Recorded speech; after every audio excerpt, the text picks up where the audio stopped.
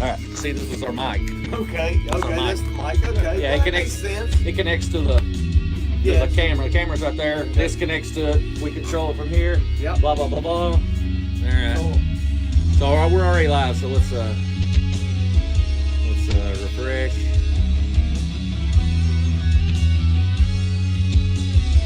There we are. There we are.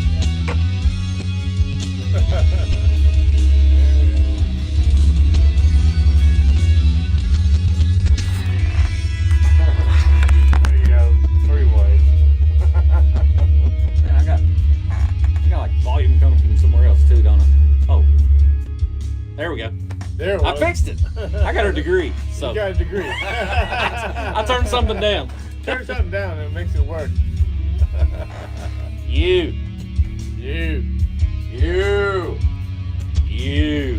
So it's gonna be a little bit behind. It's always a little bit behind.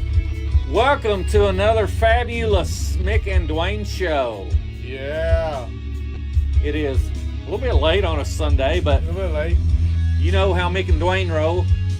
You never know if it's gonna be. Well, it's never 7 o'clock. It's never 7 o'clock. It could be 8, could be 9, could be 10, sometimes midnight. Midnight.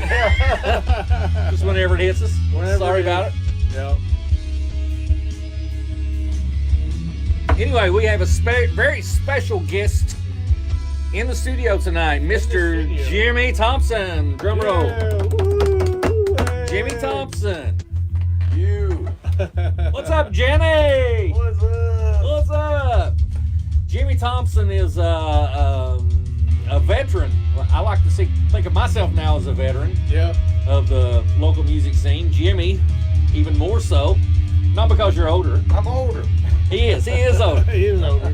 But only by 3 years. Yeah, just a little bit. Just a little bit. 3 years. So he's actually the same age as Chip. Okay. You're the same age as Chip McGlone. Oh, I didn't know that. Yeah. There you go. Cool. Chappie. And my brother's actually older than you. I got a brother that's 5 years older than me. Okay. So 3 years, blah, blah, Okay, blah, blah. yeah. So anyway, hey, Jim Dog. So Jimmy was my first and only guitar teacher when I first got a guitar back in the day. I thought, hey, I probably ought to get some lessons. Buy a guitar, I need you to learn how to use it. Yeah, I mean, my neighbor taught me like 2 chords. 2 chords. 3 chords maybe. Yeah. I'm like, I want to learn more. Yeah. I want to learn more. So I'm like, I ought to take lessons at the Pied Piper. Now, once a week, half an hour, Yes. half an hour lesson, Yes. and I didn't waste. If you remember, I didn't waste a second. Once I was Yeah. in there, I wanted everything I could get. That's Yeah, right. everything I could get That's in right. my 30 minutes. That's right. Yeah. We started at the same spot, didn't we? Yep. We started at the very same spot, and I started you off small, and you just kept pushing it, and before I knew it, I'm doing a lot of things that are pushing me Yeah. to teach you. Yeah. I want to learn this. Oh shit. I gotta go study. Because I was probably asking for stuff that you didn't normally listen to. I was probably 19 or 20, and you were like 15. I was Whatever. 17. You were 17. So yes, I you was were 17, so you almost were your 20. prime. Yeah. Yep. Yeah. God, I miss those days. Yep. Stamina. That's what I remember the most. Stamina. Yeah. I miss the stamina Yep. and the control. Yes. Yes. That is gone. Yeah. Now I have to use this. Hey, but I can honestly tell you though that Mick Bryan is a great guitar player. It has nothing to do with anything I really taught him. Bullshit. I just got to put him on a faster track to where he's at now. Yeah. And but he's climbed the mountain himself. Yeah. You know, just because I make a trail don't mean that he ain't climbing it. He's the one that had to put the hours and the time and the love and the passion that he put into it. Right. And that's what it takes. That's what it takes. And I attribute all of it to having a good foundation. Which goes back to him. Having a mentor. You're my mentor back then. Back in those days. And I'd see his fingers go up and down the fretboard. You know, I'd heard it on records, but actually seeing someone else do it, Yeah. I want to do that. Yeah. I want to do that. So then I get home. I'm going to do that. And I don't I'm know going if to do that. I don't know if I ever taught you anything right. What's right? It doesn't matter. Whatever What's right right? notes. Whatever sounds good is right. Well, Eddie Van Halen says if you hit a wrong note, hit it twice so they think that you meant to do it. There you go. Oh, shit. Hey, Nick, how the fuck is Hawaii? Hey, Scumbag. Yeah, what are you doing out there in One of our Hawaii? best friends, he's in Hawaii right Nice. now. Yeah. I've seen the pictures. Looks like you're having a great time, man. Yeah, good for you. Yeah. So let's review last night's show. So Duane and I are representing Yeah. Yeah. last night at the Paramount Arts Center, Striper. Yeah. Woo! Now, granted, I was never really a Striper fan, No. and if you listen to their songs, you know, all right, dude's got some range. Guitar playing's pretty good. Yeah. But seeing them live last night, I was like, wow, these guys are good. Yeah. They're good. And I thought Michael Sweet just sang most of the time. I always thought Oz Fox played all those cool leads. No. No, it was Michael Michael Sweet. Sweet played the lead. I didn't know. I mean, Oz Fox does some good leads too. Yeah, he's good. He does good parts. But Michael Sweet done most of the main leads. Did I tell you? I know I told you who I thought Oz Fox looked like. No. Ron Jeremy. Yeah. That was great. Oh, no slide against him, That hey. was great. Sorry about that, Oz Yeah. Fox. But they were all good, man. They were pro. They were tight. Yeah. They were tight. I don't understand the drummer sitting around sideways. That was weird, wasn't it? Yeah. I saw the pictures Greg Miranda put up. You know, the Yeah. guy who works for the Paramount. Yeah. And you know, he had the backstage pics, and it was like side, and like the drum set was like gorgeous. I'm like, that should have been pointing out front. Yeah, It was pointing yeah. to the side. They pointed to the side. They were all, but it looked awesome. I'm like, Yeah. that shit, turn that shit around. They say he's a visual timekeeper. Is that what they said? Yeah. I think he was deaf in one ear and he had to turn that way to hear. Yeah. I don't know. There you go. I mean, I can understand if he was a good-looking guy. You know, Yeah. you want people to see you, but you know, it is what it is. Yeah. Do it the way they Hey. want to do it. Your wife's keeping up on you. Hey, Pam. wifey. So anyway, yeah, the dudes played phenomenal. I'm definitely Michael Sweet. Oh, Jimi. Yes. oh my gosh. Oh, Michael Sweet. Oh my gosh. Wow, now that is awesome, man. That is awesome. That one pick he had hanging on his mic. Yes, is that the one? Yeah, I kept badgering him. I kept I'm looking at like, give me that one pick. And, Yeah. and the guy was like, I'm not allowed to touch her stuff. I was like, it's one pick.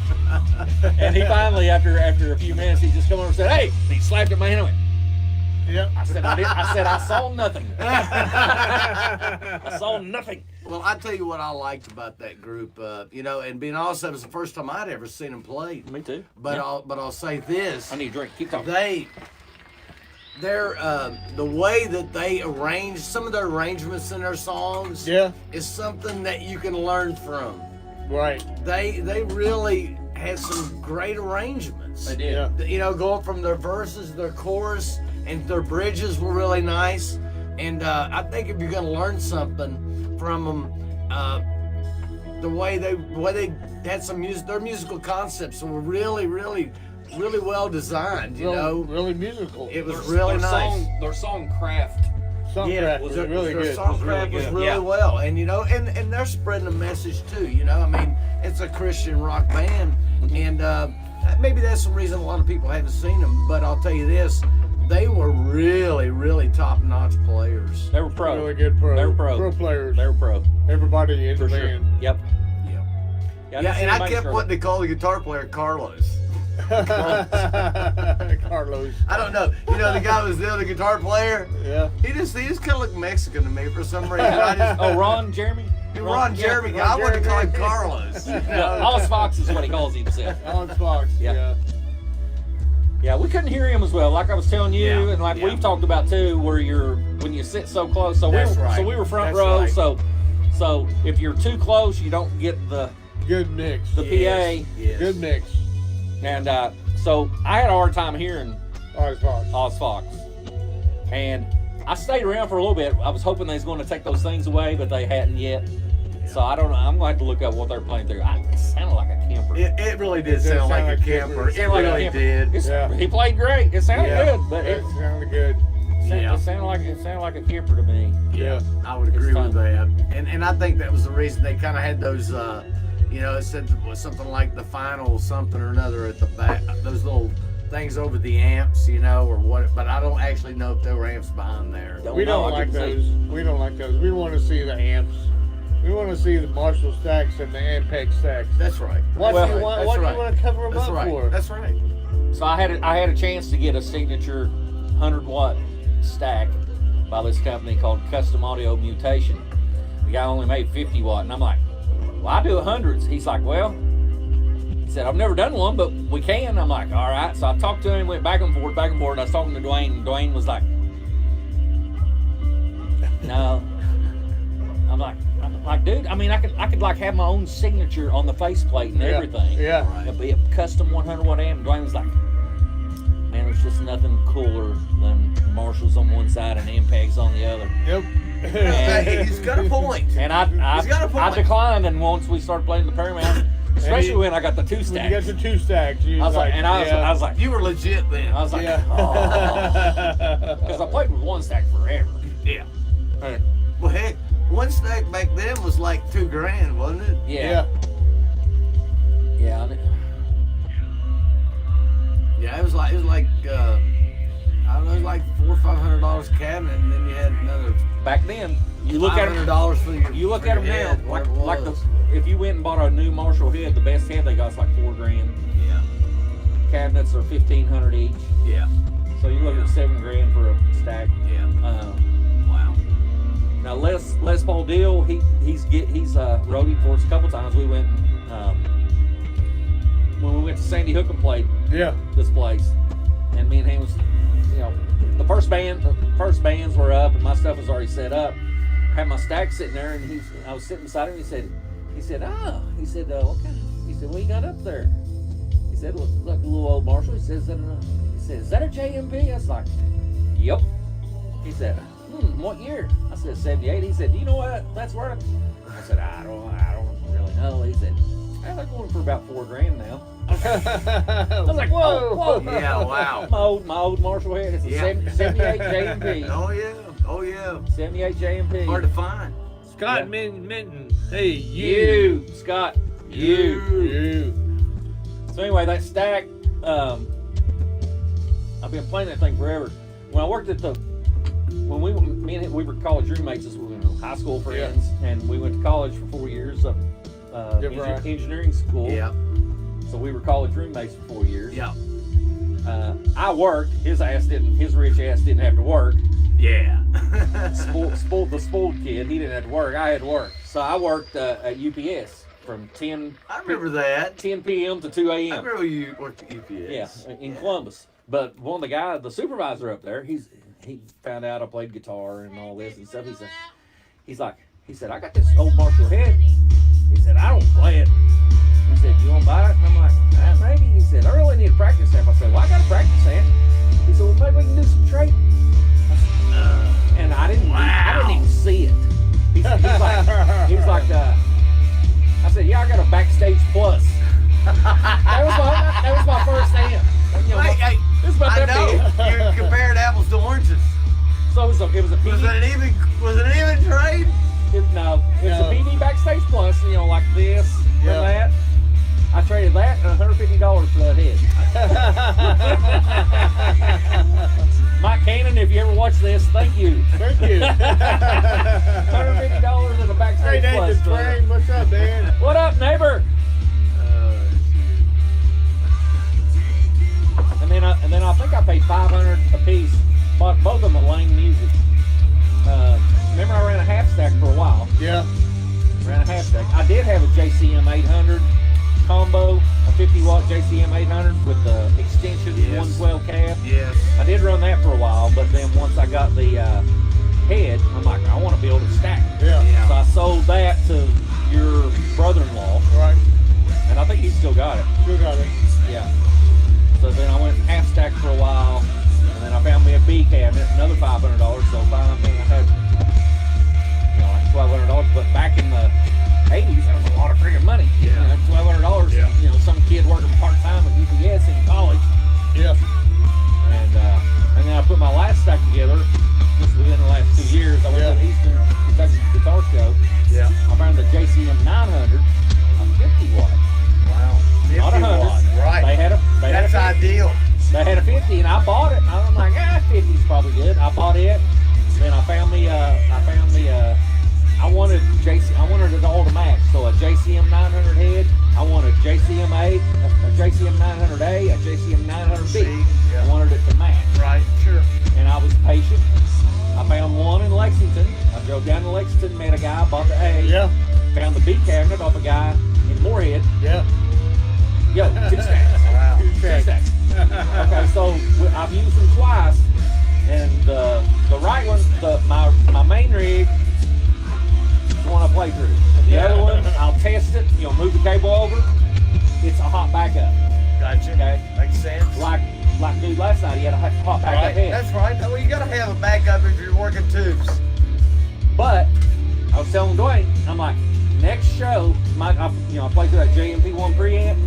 It's got stereo outs. I said next time we play, if we get to play the Paramount in again, I'm running both. If one dies, I just turn it off. That's all you do. I just turn it off. I'll have them mic both of them. Yes. And if one goes down, I'll tell you one story. The only time my Marshall head failed me was at the 21 Club. That was 30 years ago. And we were just up jamming. And Tony or Jeremy's like, hey, Mick! Hey! And I turn around and look at him, and he's drumming. He goes, pointing to my. I turn around, I look at my amp, my stack, smoke rolling out the back of it. I was like, oh shit! I stopped, shut it off, and he's like, we gotta take a break. And I got to looking, and one tube fried. Okay, so luckily I have electronics experience. Okay, so they work in pairs. In an amp, in a 100 watt amp, they work in pairs. So the outer tube and the work as a set. The inner tube works as a set. Yeah. So I was like, okay, I know how to fix it. I took the back of it off. It was an outer tube blue. Yeah. So I took that one out, and I took the other one, the far right one and the far left one off. But what else do you have to do? You have to change your impedance from 8 to 4 to 16. 16. 16. Yeah. So eventually, it more or less became a 50 watt amp. So I had to change the impedance. Yeah. And luckily, I knew that. Good that Then- you thought about that. And fired it up. Finished the show. Come back home. Oh, I gotta tell Jimmy this too. I've told this story before too. We're getting nerdy on gear here. Yeah. Getting nerdy on gear. So when I worked Hey, Greta. What's up, Greta? So when I worked up at the nickel plant, I worked up nickel plant from 90 to 96. Yeah. All right. So I was just rolling around. I was in electronics up there, and I went in this warehouse, and I opened up this cabinet. I'm like, what's in that cabinet? I opened it up, and it was like God's heaven, like a light bulb, like. Open it up. It was a metal cabinet, 8 foot tall, this wide, full of tubes. Tubes. Because all those old electronics, that place had been around since the 20s. Yeah. All of those electronics worked off tubes. Yeah. And I was like, I started breathing hard. And they didn't use that shit anymore. Right. And I went to the boss. I was like, dude, I said, I found this cabinet, a bunch of old tubes. What are we gonna do with those? He said, I would throw them away. I said, can I have them? He's like, yeah, take them. I loaded up boxes. Oh, yeah. Dude, RCA American Yeah. EL34s. Oh, yeah. Still made you? I got 12. 14. Television tubes? there was a lot that weren't guitar tubes. Yeah. You know, I knew which ones: 12AX7s, 12 Right. AY7s, 6L6s. 6L6s, Yeah. 68.7s, Right. EL34s, Yes. 6550s. They were all in there. Wow. I've got enough American-made tubes to Last you last for- me the rest of my life. I guarantee you, dude. I've got British-made ampersands. Wow. I've been running those RCA USA tubes that they quit making in the 50s. Yeah. I've been running those for 10 years in that head. Wow. When they blow, I got 2 more sets of them. I've got tons. Ampersands made in yeah. Britain. I hope you got some from That's Amtech. some old stuff there. That's some old Yeah, cool stuff, man. I scored. You can't find that about it No. anymore. I think Donnie Stacy somebody found out I had some tubes. It might have been Donnie Stacy. Was it Donnie? They might have been. It's like, hey man, you want to sell some of them tubes? I'm like, No. Nope. sure don't. Nope. Those are mine. I found them. They're mine. Yeah. Nobody. I seen Donnie about maybe 2 months ago at the golf course. I haven't seen him for a while. Donnie's cool. All right, let's get back to Jimi. Oh yeah. Jimi, so give us some of your history with the bands that you played with back. It was probably early '80s. Probably your earliest shows. I mean, I saw you. What was Yeah. the name of the band? I saw you at the Crossfire. Harris Riverfront Park. Yeah. Yeah. We played a lot. Well, probably for about 3 or 4 hard years we were together. We did all the clubs in Huntington. Which ones? Tell us the clubs. Was Thurman Ray Adams? I remember Thurman, but Thurman wasn't with us. Oh, okay. But I remember Thurman during those days. Okay. But we would play clubs like the Monarch, Bojangles, Yep. Cheers. Remember all the names. You know, that was kind of the 3. And then we had to join the union to play in Hurricane and Charleston area. Yeah. But at that time, as everything kind of moved toward Charleston area to start playing, you know, it was kind of the latter stages of the band. Right. And then when that band broke up, I went into the country world Yeah. because I seen it as it was at the time. Yeah. Because of the money that was being played and made. Money right? sold out. Hey, I He sold out. I Oh. sold out, but Breaks my heart. you know what? Sold You know out. what was cool about it? You know, I did play for a lot longer. I played till I was 30 years old, and then I retired for 20 years to raise kids, and you know, I was getting married to my 3rd wife, and we're still married. You know, so we're Number 3. we did something good there. But over the last half dozen years, I've kind of jumped back out there, so to say. I've got a group that I play with called the Mutual Admiration Society. Yeah. We're just kind of like a jam band that gets together once a week, like Fridays, kind of like Texas football. Yeah. We get together. It's going to happen, and we just put our music together and just really have a great time. Okay. Plug your main band.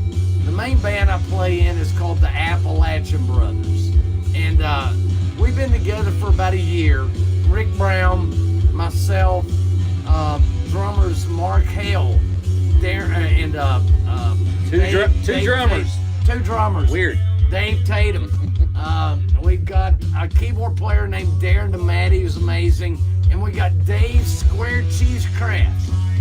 We call him Square Cheese Craft, but Dave's an amazing bass player. Rick Brown and I, he's a legend in the Huntington area. Yeah. He's a legend. So tell me, Rick Brown. Anybody that don't know Rick Brown, I've seen pictures of him on stage with Joe Walsh, Yeah, Brian May. yeah. Who else?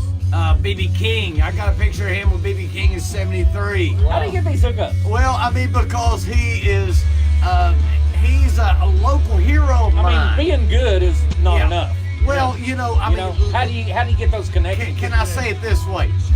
He might be a little luckier than you. Yeah. You know, it's kind of those things in life. You know, his line lined up with some of these things. When he was in Florida for a little while, he hooked up with Dickie Betts.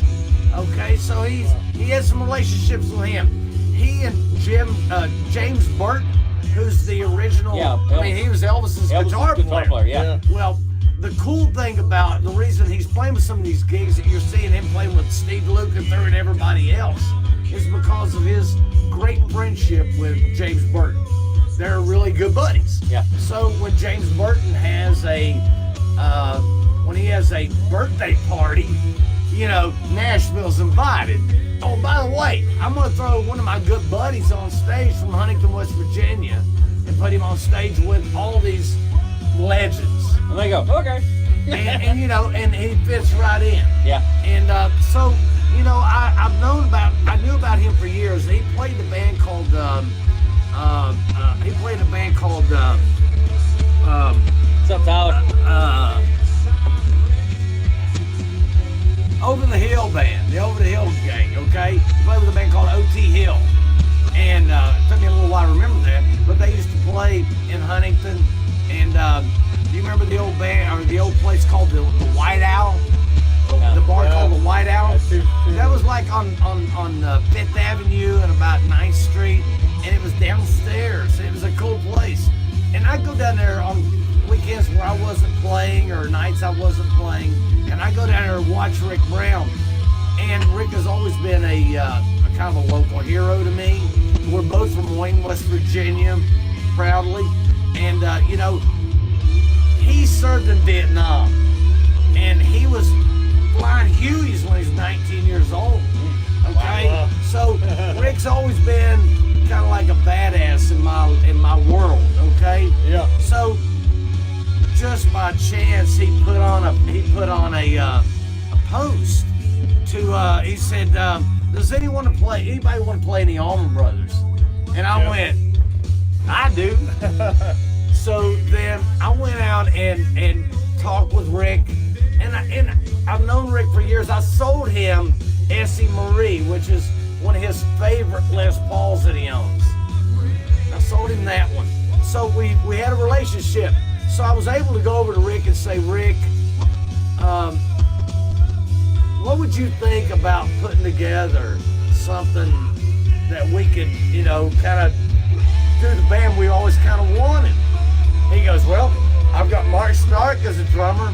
I've got Dave Tatum as a drummer. I said, great. So then we had a guy named Robert Scott who was with us playing bass. So we kind of tried to establish that initially, and it kept growing. And what ended up happening was the day that Robert Scott left from playing bass, we brought in Dave Kraft and we brought in Darren DeMatti to play keyboard. So we've got a 6-piece band, and we're playing the music as a niche. We're playing Southern rock and blues. So a little plug for Jimi.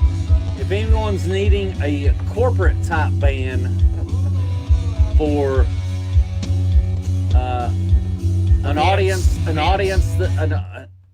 broad audience, this guy's band right here. In relation to Greg Brown? I hope not. You must have said somebody's name Brown. That's my son on there. So yeah, Jimi's band, a vast repertoire of old school music, old school blues, old school Southern rock. Yeah. Great corporate type band. Yeah. I've always pigeonholed us. Yeah. I mean, And I think it it's is smart. It is what it is. It's smart. It's smart. You Because- do what you do. That's We what do, I we like. do. You know what you do. I want to play what I like. Yeah. Right, Duane? Right. Yeah, I want to play what I like, and I knew that I was cutting our opportunities, Yeah. and I was fine with it. I'm Yeah. like, I don't give a shit. I want to play this type music. Yeah. Okay, here's where we can play. Here's where we can play. We can't play this type thing, Yeah. Right. but I was fine with that. Yeah. That's fine. That's what it is. And as we progressed, I got weirder on our sets. Yeah. Yeah. More back stuff. Yeah. You know, new Alice in Chains, new Godsmack, new, you know, but it was a small box, and I knew that, but I didn't care because that's what I wanted to play. That's what I wanted to play. Yeah. That's what. And eventually, doesn't it come to that? I mean, basically, sometimes you start off here, Yeah. okay, and you dream of the time that you could do what you do, what you want to do, and that's kind of where we're at with this. Yeah, if you saw some of our earlier videos, we played Skinner, we played Nugent, we played Foghat, Yeah. we played Pearl Jam. You know, it was a You vast. covered it to death. It was a vast, wide thing, and the longer we went, the more narrow it got. That's right. Because that's what I wanted to do. Right. Yeah. You know, and I just had to find a place for us to play. But I knew that was going to happen, and I was fine with it. Yeah. I was fine with But hey, let me put a little shameless plug in for you. it. Erica, Hey, Erica. She was at the show last night. same shirt. Same shirt. Hey, that was a great show last night. Yeah, it was. That was a great show. First, hey, let me just say this. I want to thank Mick Bryan for giving me a front row seat yesterday. He contacted me yesterday. I was at the Blues Festival down at the Flying Cafe, and I went over to the Red Tail Barn. If you've never been there, that's a cool place to go, guys. I'll just tell you that. But anyway, I went over there, and man, it's just cool, man. It's cool. I kept telling him. I turned around and looked. He said, "What's up?" I said, "I'm just looking at the peasants behind us." Even though we've sat back there, but at the time, I'm like, It was a funny thing, right? hey, look at all the little people. all the peasants behind us because we had front row. We did. It was funny.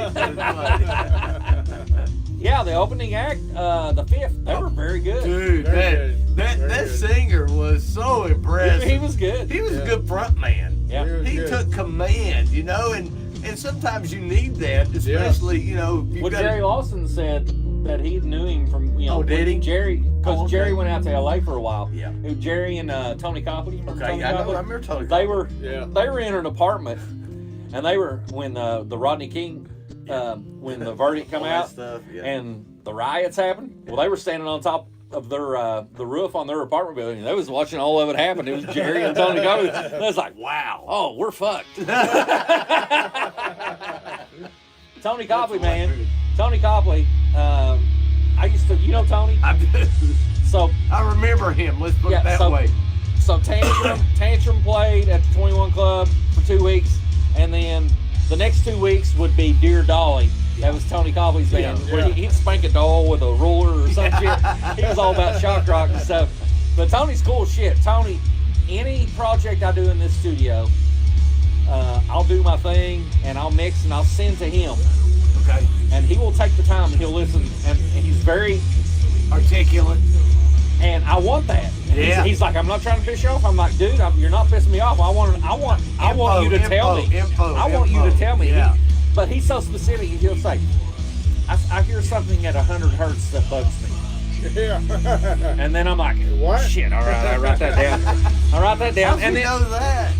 Because he's fucking here, dude. That's I'm good. telling you. That's good. That's good. And then I'll dig in. I'm like, oh, I got a problem on the bass at 100 hertz, a little cut.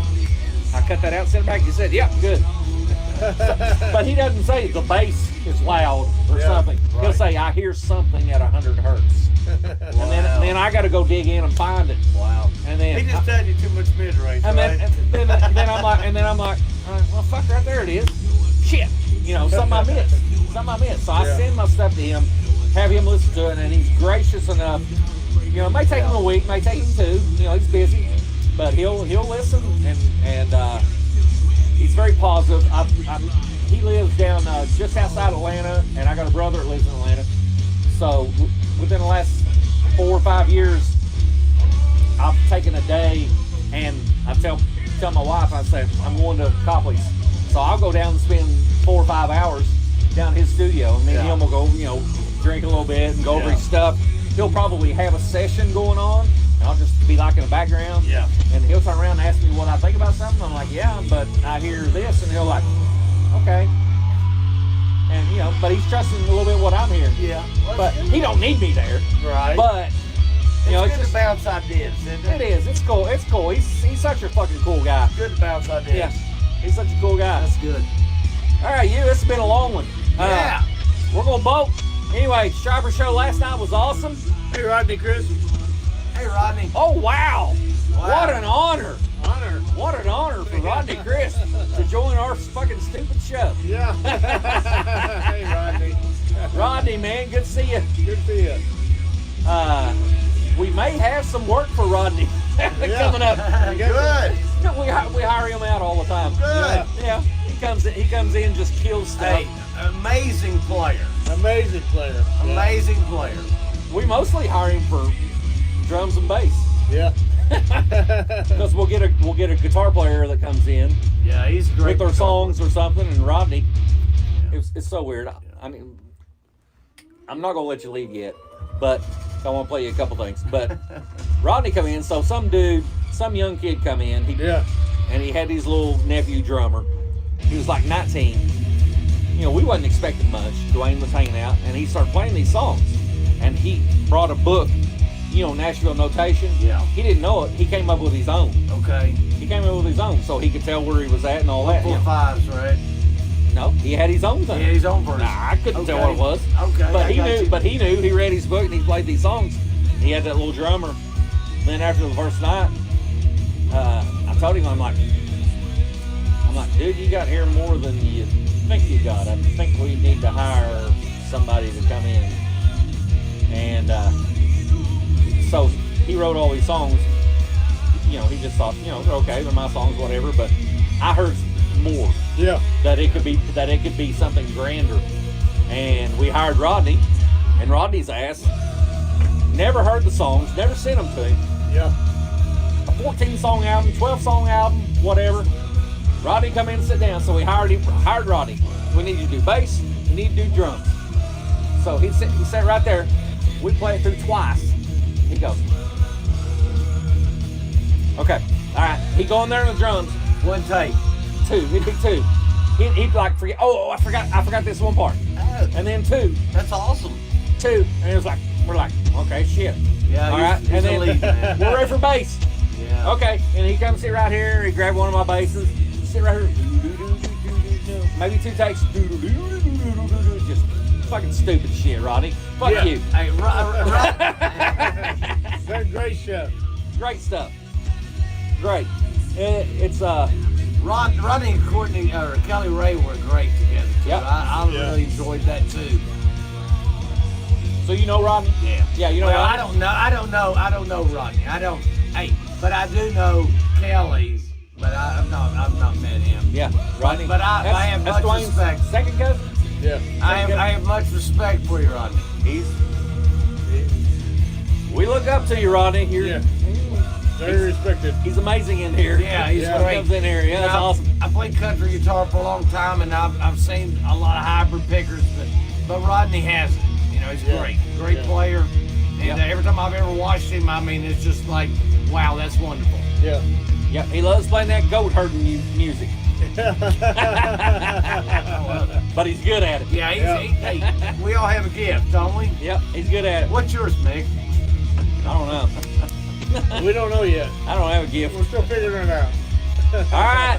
Hey, we're out. We gotta go. We gotta go. I gotta go. You. You. Later. Uh-oh. I still didn't get it. Now, you.